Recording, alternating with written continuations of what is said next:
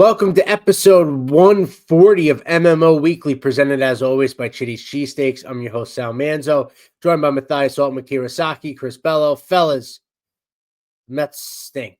They stink on ice. They're tied for the worst record in Major League Baseball. I got that in there. They're tied with the Phillies. So at least the Phillies suck too. They're on like an 8-game losing streak. The Mets said we did a 12-game losing streak last week. We finished that. Hold my beer. Then they get swept by the Rockies this weekend. They had a doubleheader on Sunday. They scored 1 run combined in the doubleheader. Jose Quintana looked like Jerry Koosman, talking about retired Mets numbers before the show, just mowing Mets down. This team is bad. Francisco Lindor is hurt. Juan Soto came back. Lindor said, oh, my calf now. And now he's out for on the 10-day IL. And this team is lifeless. There is no fight. They have, I call it like the headlight look. They all just kind of look like this, like they don't know what's going on and how they got here. Bo Bichette is already crying in the dugout. It looked like he just lost the Super Bowl. He wouldn't leave the dugout after they got swept on Sunday.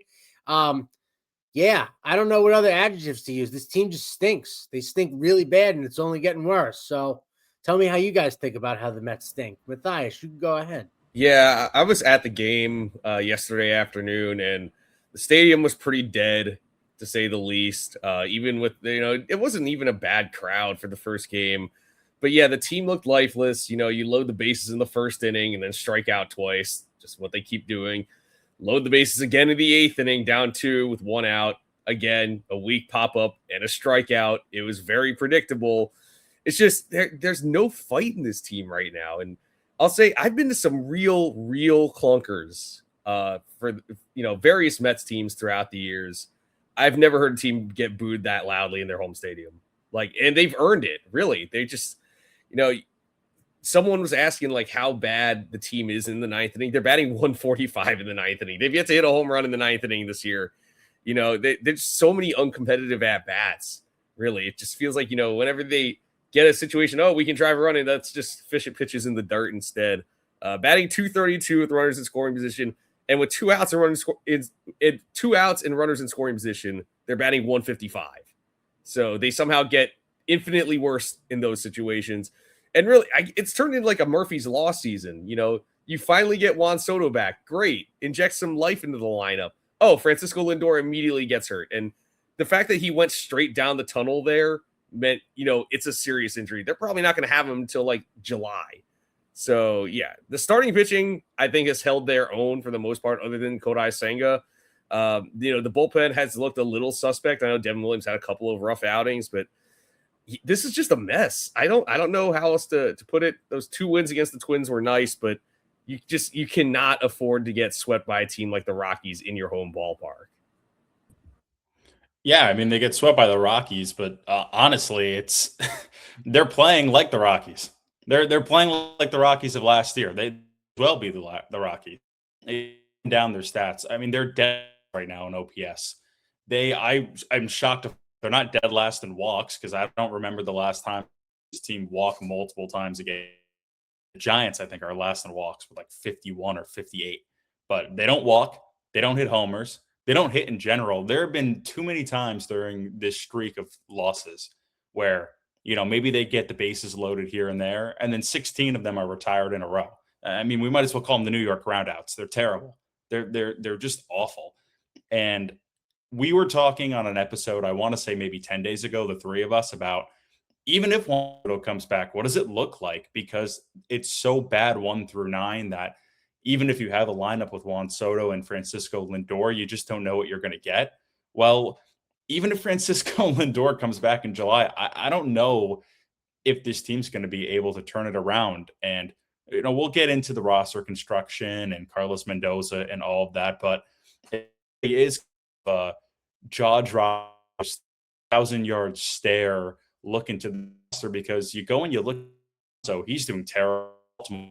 You look at Ed, he's not pitching, he's hurt. And Brandon Nimmo, that have been terrible too. So it's just, it almost feels like now you're you're starting from square one and you don't know. And it's dark days right now as a Mets fan, because outside of Juan Soto and Francisco Lindor, this team's nucleus really isn't that strong. Yeah, there isn't really a nucleus. That's what it seems like. I mean, you talk about the lineup. It just seems like it's doing. I mean, not seems like it is a lineup that was touted as won't strike out, put the ball in play, score a lot of runs, move runners over, hit behind runners, that sort of thing. They've been the complete opposite. They've just been completely abysmal. I don't know if for Bichette it's a new league, you're adjusting that sort of thing. I mean, you're essentially on a 1-year deal with that opt out anyway. You know how much he's getting paid and how this goes. I don't know if he's going to do that. But this was supposed to be a lineup that was going to turn the wheel over and over and over, so to speak, and pass that baton. And it's been the complete opposite. Guys, most of the guys look overmatched. I mean, outside of Soto, right? And Soto, even, at this point, he's just going to get walks. I mean, we talked about it on the last show. There's no one else in the lineup that you have to worry about. He's not going to get pitches hit anyway, so you're going to pay $1 billion for him to walk 200 times this year. Great. That sounds productive. It's a weird spot because this is not years past. This is not a team where you can say, oh, cry poverty, cry cheap. Oh, if they only spent money. This team's got a $370 million payroll. They spend money. They just seem to not adequate it well. They did not put it in, put it toward a roster that could sustain even just this year. It feels like so far in Stearns' tenure as running the Mets, it seems like a lot of these deals and guys that he brings in are, if it works out, it's going to work out really well. But if not, if they're their floor, they're going to be below the basement. A lot of inconsistency. And it's just another thing, I guess, that's rubbed me the wrong way. You look at last year, talking about clubhouse chemistry, that sort of thing. You got rid of the guys, that core. Sad Jeff McNeil's not here anymore. Brandon Nimmo, who wanted to be the captain, is not here anymore. Pete Alonso, the fan favorite's not here anymore. Well, last time when we heard from Juan Soto when he was coming back, he said the Mets were on the road for most of, me rehabbing. I don't know. I didn't talk to anyone. I just got back. I'm talking to the guys. You're the highest paid player in the sport. You don't, in a group text, you don't say, hey, guys, I know you're scuffling a little bit. It's going to get better. You're not in a group chat with these dudes? Nothing? Listen, baseball's kind of a mercenary sport. Barry Bonds seemed to be kind of this way. I'm not saying it's a bad thing or it's not, but, Soto seems like kind of pretty much a me guy. He wants to get his hits, get his walks, and that's fine. That's great. But it's very alarming to me that, I don't know, what was it, 15 days, whatever he was on the IL, you admit to the media that you don't talk to your teammates at all. Maybe we're compounding because they're 10 games under 500. If they were 10 games over 500, maybe we would say it doesn't really matter. We would turn the other coin. But that's concerning to me. Lindor's, forget that now, he's going to be out till whenever with this calf. Lindor looks like he touched the basketball in Space Jam and lost his talent. His baseball spider senses are not there. I don't want to harp on him too much because I do think he's been a tremendous player for the Mets and it's been fun to watch him every day. But you can't tell me that this is not the same player from 2 years ago. It's not. The instincts aren't there. The look on his face, it's not like, and he doesn't run away from these things. He tries to address it post-game, but it starts at the top. It starts with the two guys that you're supposed to be building this around. And if one seems like they don't really know what's going on as far as the mistakes they're making, and the other guy doesn't talk to the team unless he's collecting the paycheck in the building, I don't know how you're going to succeed with that. I really don't.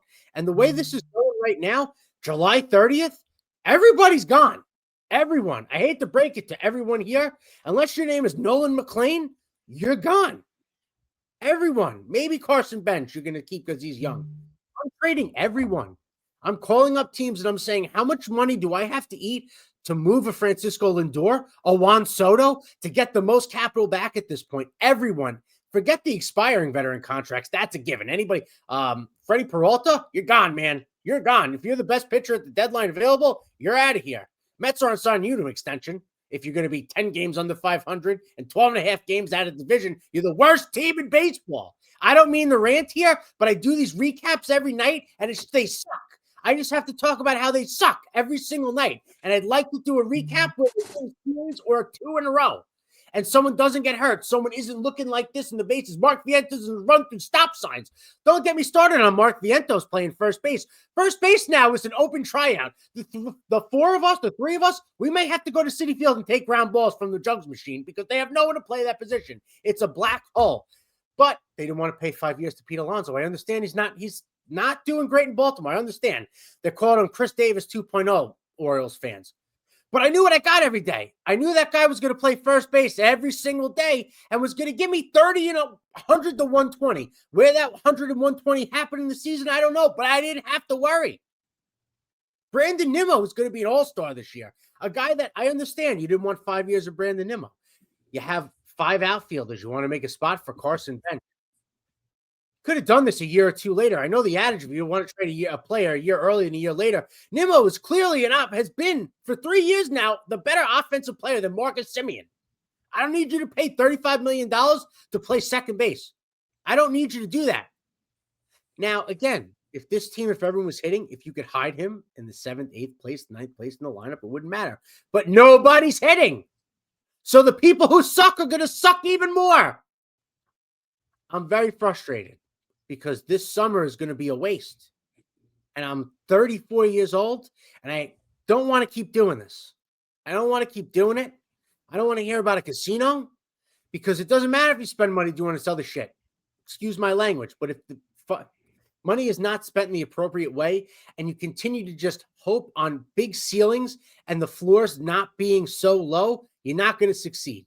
This isn't Milwaukee. Maybe David Stearns needs to hire forget David Stearns. Steve Cohen needs to hire a general manager, and Stearns could be a president of baseball ops, which is really what he did in Milwaukee. He had a general manager working for him. So I don't mean to rant here, guys. I don't do this much, but this is just horrible.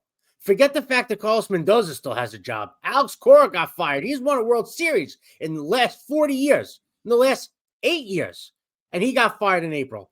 Mendoza, I feel for the guy. I do. He doesn't hit. He doesn't pitch. But you're getting to the point of no return here. I think you're pretty much at the point in the season. You got to do something to get a shot in the arm with this guy. Something, anything at all, anything. You know, Rob Thompson's probably going to lose his job. He did the same thing with Girardi a few years ago. The Phillies fired, but it worked. They went to the World Series. So I don't know. Maybe I have to do voodoo. I have to sacrifice a goat. I don't know what needs to go on. Something's got to go on because this shit is horrible. And I don't want to spend the whole summer of us doing miserable episodes. And that is the end of my rant. Someone else speak. I mean, the thing with the Mendoza is that they already fired his entire coaching staff last year. I mean, look, none of those guys play the field. None of those guys take any at-bats. But, like, at some point, something has to give. He's the one constant here. Yep. I'm not saying, like I said, it's not all his fault. He's probably gonna end up taking the fall for this team underperforming, but I think part of the whole thing with the clubhouse thing is, as the manager, you have to learn how to work with that. You got to keep the clubhouse loose. A lot of the best teams, the ones that win the World Series, you can see, like, even when they're struggling, they're trying to stay loose on the field. They're not doing that. They just look tight all the time. It's really it's painful to watch. I mean, you can see it in their body language, just is wearing on them. And I get it. Like, you lose 12 games in a row. Like, you get this far, you're 9-19 in April. Like, it's a disaster, top to bottom. And this is a roster that on paper was supposed to be good this year. They, by every projection, they were supposed to be in the playoffs, winning about 90 games. And we've gotten to the point, it's April and it feels like the season is over. And look, if they go on some miraculous run, get back into contention, great. But yeah, as of right now, to your point, the roster is going to be bare by July. The stadium, forget that. It's probably going to be a ghost town. It already kind of was a ghost town this weekend. I didn't stay for the second game. If I did, I probably would have been the only person in the 400 level. So yeah, this is a mess. I really want to come back on here and talk about, the team playing well. It feels like we haven't done one of those episodes yet this year. And you talked about Nolan McLean. I think the biggest crime of this whole thing, they've lost 5 of his 6 starts. Sure. You know how hard that is to do? You have a guy who's putting up like historic numbers for, someone this early in his MLB career, and you keep losing whenever he takes the mound. I mean, he's getting the Jacob deGrom treatment. He's not quite prime Jacob deGrom, but they're giving him the same run support. Runs and striking out the world. Yeah, so it's a mess, really. I don't know how else to describe it. Alex Cora got canned. I don't see Alex Cora coming to New York. I don't think he'd be the answer here, considering all the issues they had in Boston. But something's got to give. I'm assuming that, look, the last time the Mets made a midseason managerial change was in 2008. They fired Willie Randolph at 3 a.m. in Anaheim. Guess what? They're going to Anaheim on Friday. I'm not saying it's going to happen, but it's possible. And also, if I recall, when they fired Randolph, the team caught fire. They didn't make the playoffs, but in an expanded postseason, they would have been in. They went from under 500 to, I believe they were 17 games over after they fired Willie Randolph. So I'm just saying, maybe a managerial change would light a fire under this roster. Yeah, I think you hit the nail on the head right there, Matthias. It's been Mendoza that's been the constant. And I know everybody in the media and the players are saying it's not Mendy's fault. He bats, he doesn't throw the ball and pitch and all that and whatnot. But at a certain point, enough's enough. You just got to can him. I think when they lost 12 in a row, they were saying fourth time under dating back to 2025 that he had gone on a 7-game losing streak. Well, we're coming up on 5 right now. They've lost 3 in a row now. And they could easily go out to the West Coast, tired from losing and just tired in general from going out time, and drop another series and get swept. It is in the realm of possibilities. So, yeah, if it's me, I think we've seen enough of Mendoza. I think it's interesting because, Sal, you brought up this point, how, Juan Soto texting everybody and about how it doesn't really look like a group. That's all we heard about in 2020. They're getting dinner. The game, they're all staying up late at night. They're playing the Switch on the plane with Starling Marte, and you just couldn't hear enough from Buster Olney and Jeff Passan and Homo and everybody about how tight they were. And I'm not harping here for Jose Iglesias to come back. Don't take that the wrong way. I'm not harping for JD Martinez to suit up and grab a bat, but it took veterans to come in a clubhouse and say, guys, if we win or lose, we're bad anyways. Let's just do it. For them to go on an insane make the playoffs. So I don't get season Mendoza when they're saying, well, it's not his fault. Oh, what has he done? What has Carlos Mendoza done except for to scratch our heads at some points? Why'd you do that? I don't get it. Like, I believe that Carlos Mendoza is this great wizard, but he thinks this great manager that has the players back. I mean, you pointed it out too, Matthias. Look at what he was doing after the loss. There is no real player should have a 1,000-yard stare into the board before May. I don't care how bad you are. It's April. What are you doing? Why are you looking into the field like you don't know what's going on? You're paying $42 million a year. You're on a roster that's almost $400 million in total of payroll. And you're going through a bad stretch right now. And on top of that, he's not a rookie. This isn't his third year in the league. He's been through this before. So it's just mind-boggling to me. It's gotten to this point where we can't blame the manager and we can't say that it's his fault or not his fault, because I genuinely do believe it is. It is. And one more point I wanted to touch on too, Sal. You're talking about all these guys leaving like Nimmo and Alonso and Jeff McNeil.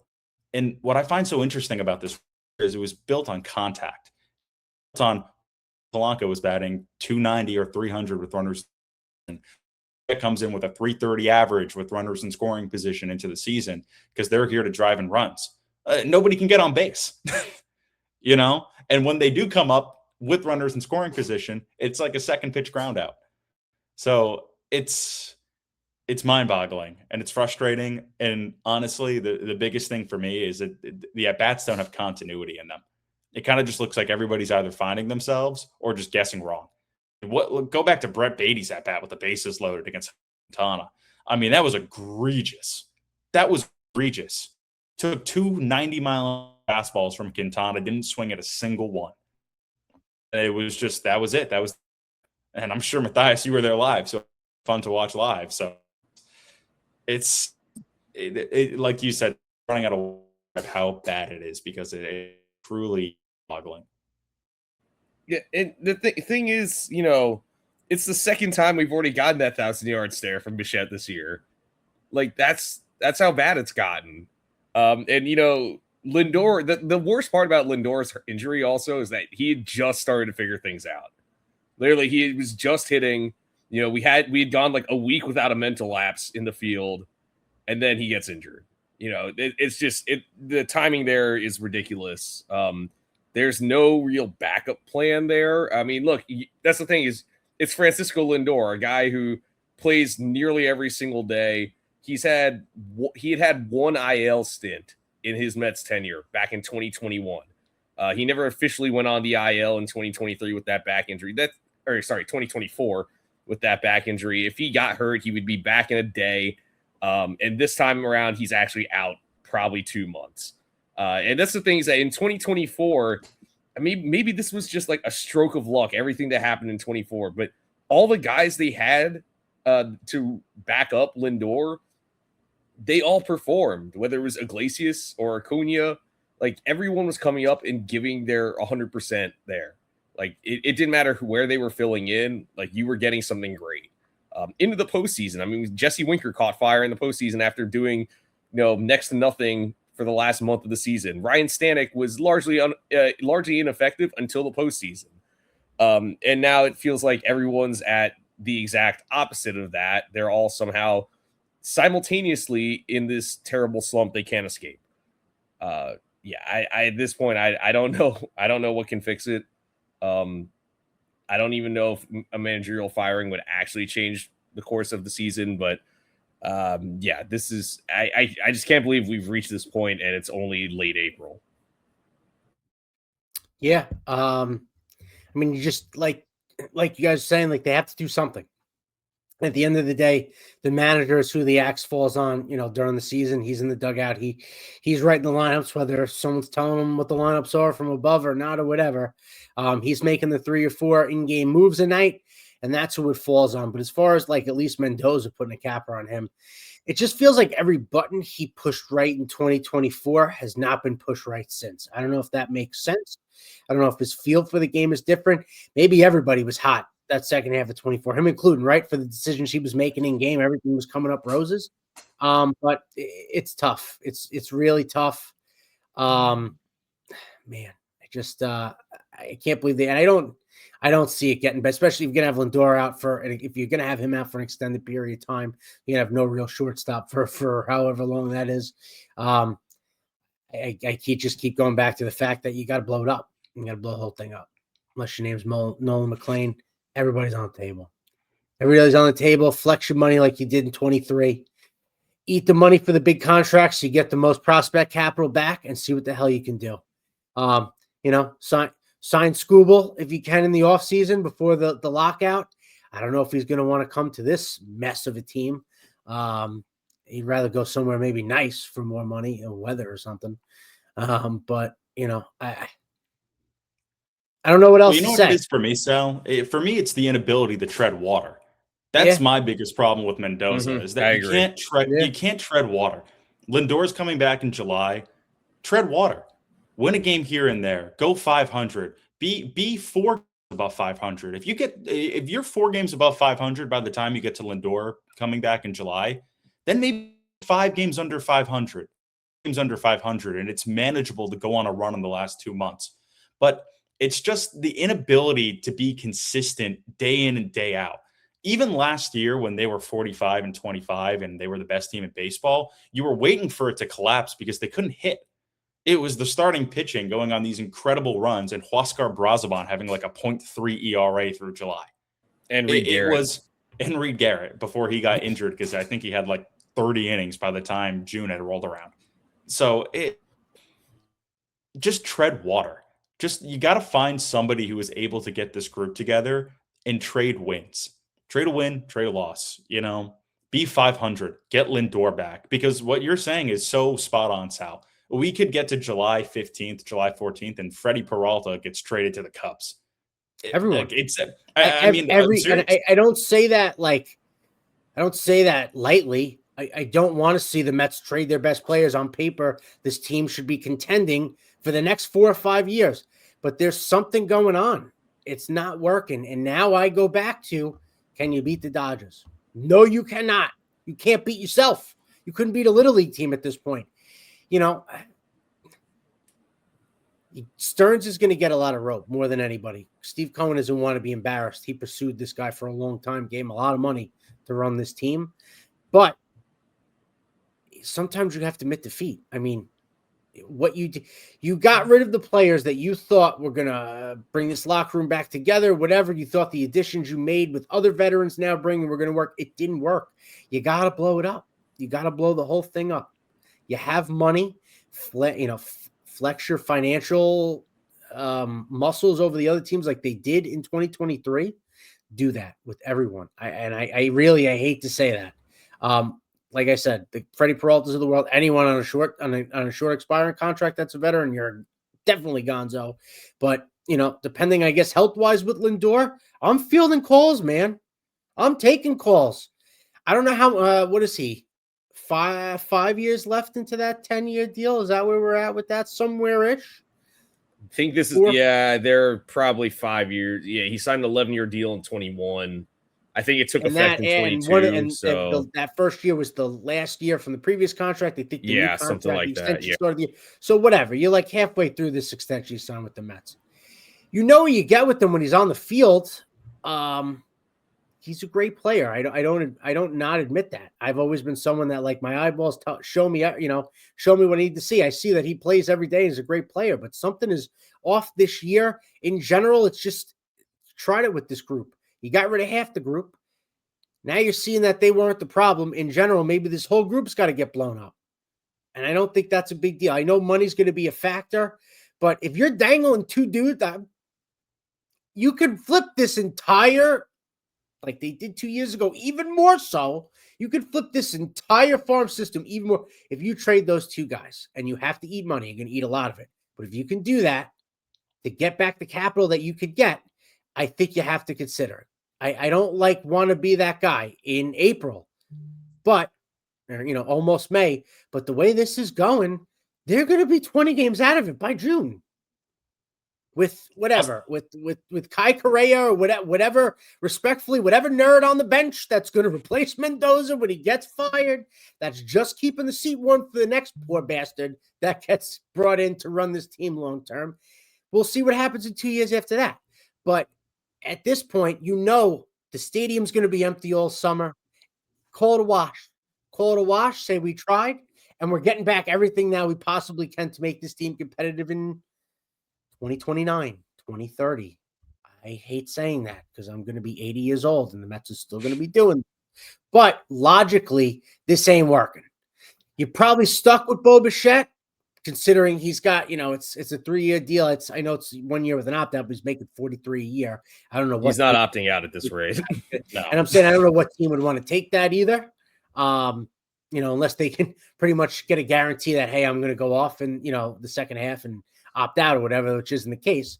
You're probably stuck with him.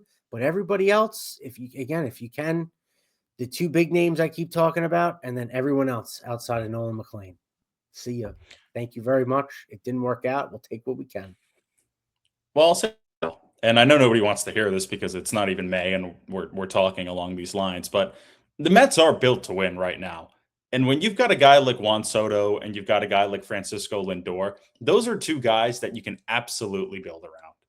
And you've got AJ Ewing, who is an incredibly exciting prospect coming up, who looks like he has the potential to be a high on base and play anywhere around the diamond, kind of like he's doing right now, minus the offense.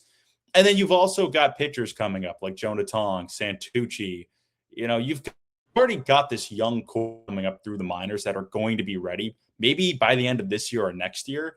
I think this year, and this is I was really trying to hammer home, not only at the beginning of this year, but also last year, the Mets needed to know what they had in Brett Baty, Mark Vientos, and Ronnie Mauricio. And even if this team is terrible, even if this team doesn't make the playoffs, even if they win 60 games, there will be one good thing we get out of this, which is we know what those three guys are. And we know Mark Vientos isn't good, and we know Brett Baty is not a major league starting player. probably a bench piece that will be a very piece on somebody else's team, not mine.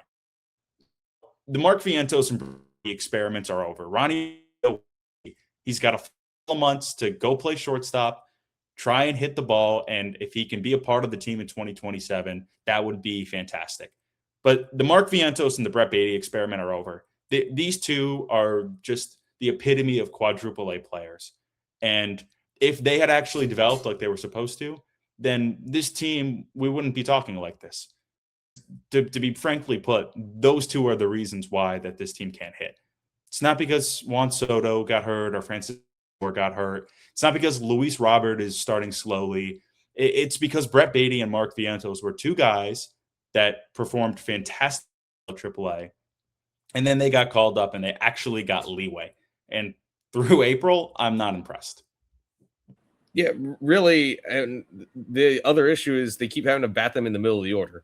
Mm-hmm. Like, if, I hate to harp on the guy because I was really high on him, but if Jorge Polanco was healthy, we probably aren't really having this conversation because he's playing first base every day, and I bet he's productive if he's healthy. It's the fact that Vientos was batting cleanup yesterday, or they had Beatty's been batting cleanup a decent amount. Like the fact that they have to bat those guys in the middle of the order right now is just a failure, really, because they've both been wildly unproductive. And yeah, I think the experiment probably has to end, which is unfortunate because I wanted them both to succeed. They've both shown flashes of greatness in the past, but I think we've run out of time here. It's just crazy to me. Like, we talk about how this team is ready to win now, the Sotos and Lindors, but then in the next sentence, and I'm not picking on you, Chris, it's just I'm trying to follow the logic of how this team is built. But now we know what we have in 3 players, 2 of which you were counting on to be everyday players. How you winning now? How is that balance happen? Where you have 2 win now superstar players right now. They ain't getting any younger, they're not getting any better, right? Age is only going to affect that as we go on here. So then you're telling me that 2, if I don't really count Mauricio, but 2 of your starting 9 position players breaking camp, we got to see what we have. You're not winning the World Series doing that. Only the LA Dodgers can get away with that stuff. That's because their farm system actually develops players that can play every freaking day. The Mets don't have that. The Mets decided to let their home run leader walk and trade their homegrown top of the order on base machine in Brandon Nimmo. They said, no, we're good. I don't blame the Jeff McNeil thing. I thought he had a bad attitude. I thought it would change a lot of shit with the clubhouse. I was not a huge fan of his attitude. I thought that was addition by subtraction. But, Nimmo and Alonso, I'm going to keep going back to, because sometimes careful what you wish for. When especially I look at the case of first base now, we're talking about Vientos and Beatty right there, revolving doors at first there. You didn't have to worry. Even defensive side with Alonso, you knew what you were getting every day. You knew he was going to be there every day. And in the case of Nimmo, even if he didn't hit, he's going to have close to a 400 on-base clip walking. He's always finds ways to get on base. And for his case, the trade that you made for just a much, much, much worse offensive player, I don't know. I put this on Stearns with the roster construction. You spent a lot of money. They pivoted from Kyle Tucker. They threw a lot of money at Bo Bichette, hoping that would work. Like to your guys' point with Polanco, I think things would be a little different if he was playing first every day and healthy. I do think he would be productive. And Bichette, the back of the baseball card, he's a guy that drives runners in a premium. That's why you paid him all that money. And he's not doing it. And Polanco's not playing. So again, it's you're this win now team, but like kind of 2 crucial players. You're like, we'll see what we have now. Now we know, and they suck. So now it's 2 holes, and it's wasted time. It's very frustrating because it's just next year Lindor and Soto are another year older and another year older and another year older. Who the hell knows is going to be managing the team? I don't want it to be Alex Cora personally. I'm not a fan of his. I've convinced myself of Carlos Beltran. I think the Mets should give a shot to. But in general, it's May and I'm looking to now 2027, which there may not even be a season in 2027 because there's going to be a lockout. So great. That's good. It's just going to be a miserable summer of bad baseball, and then maybe we don't see the Mets again until 2028. That's MLB in a nutshell, right there.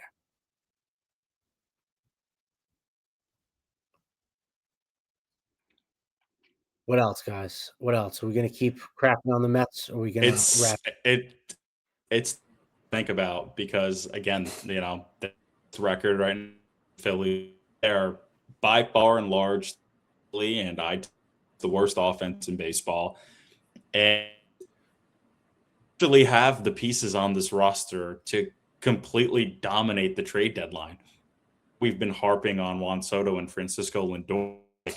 Think about the haul they'd get for a Clay Holmes, a starting pitcher that only has like 1 year on his deal. Yeah. Freddie Peralta, they get a lot. Yep. I mean, Huascar Brazoban has control, but I mean, he's in his late 30s, 40 years old. People realize that. So they have a lot of good pieces to trade. And I pray for my own personal sake as a Mets fan that doesn't happen. I hope that they're able to tread water, but I don't know. I think it's really easy to harp on David Stearns. The way I kind of look at it is Mark Vientos and Brett Beatty are not his guys. Jorge Polanco got injured. Can't do anything about it. Bo Bichette, that looks pretty bad. And he's not going to get moved because he is making $130 million over 3 years. And his OPS starts with a 5 right now.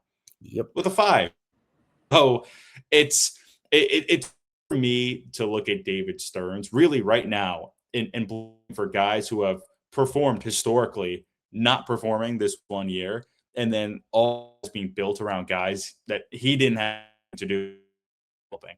So honestly, I want to see over this next month offense rebounds if it does. I want to see how Carson Bench does. We haven't talked about Carson Bench at all, but Carson Bench's at-bats have been – he has been hitting line drives. He's had contact. He has been, not sliders outside of the zone. So I want to see if Carson Bench takes that next step, because Carson Bench is the prototypical David Stearns kind of player. Plays great defense, can swipe a couple and hits the ball really hard. And, like you just mentioned, Sal, like, be careful what you wish for. Don't forget, like the Sandy Aldersons and the Omar Minayas of the Mets world. It can get a lot worse than David Stearns. So if I think, honestly, if anything with the show is kind of how we started, which I am shocked that Carlos Mendoza has a job. I really am. I am not amazed at all by anything he does. I don't think he has control of that room. I think they all love him because he doesn't get on their backs. And I'm not saying we need a manager to yell at players, but we need somebody to be able to get the group together and not lose for 5, 6, 12 games at multiple points during. So I'm at a point now. I think it's just, the clock is way night on Carlos. Yeah, I mean, even last year we saw it with guys that, that Stearns picked up who had good track records, with Brian Helsley and even Gregory Soto. He was a 2-time All-Star in Detroit. Tyler Rogers, I'll give him a pass because I didn't think he was actually that bad, but he got guys. The one move I sort of disagreed with was Cedric Mullins, but he got all these guys who had the track records and they all melted in New York. I don't know what it was. This year, I mean, Peralta's been solid. He's gotten other guys who, again, have the track record and for some reason are not performing. And I think, to your point, at this point, the one guy I'm pointing to, unfortunately, is Mendoza. If we're not pointing at the players right now, and look, I'm not saying David Stearns is perfect. He has made mistakes. Like I was saying, Mullins, Frankie Montas, those were not good moves. But at this point, I think, we've reached the point. Honestly, I was thinking after last year, they probably could have moved on from Mendoza. And now we're definitely at a point where they can. Yeah, once he didn't walk Nico Hoerner to set up a double play against the Cubs, I thought he was toast. I'm really shocked he's still here. So I don't know. It's a matter of time. I was expecting it to come after the nightcap yesterday. Yeah, no, I figured it was going to come at some point today. I don't know. They're trying to give, I guess, as much leeway as they can. They want They don't want to, throw in the white 12 losses white in a row flag or wasn't whatever. enough. Yeah, I don't know. But as I've heard people say about old Jets head coaches, make sure you rent, don't buy, because you're not going to be here too long. So unfortunately, that's the case for Mendoza too. But I think we've crapped on the Mets enough for 40 minutes today. Got 3 against the Nationals at home. Nationals suck less than the Mets, but maybe this could be, a little springboard. I doubt it. And then, like you guys said, another West Coast trip. Is this their 4th one, or is this the 3rd one? Is this the 4th one finally? The 3rd one, I believe. Jeez Louise. But it's a 9-game trip, so. Jeez, that's horrible. Well, hey, I would say it can't get any worse, but I don't want to jinx anything. So hopefully they just play better baseball between now and then. Probably not, but we'll catch you up on as they do. We'll be right here suffering along the way with you. And as always, everybody, let's go Mets, I guess, still.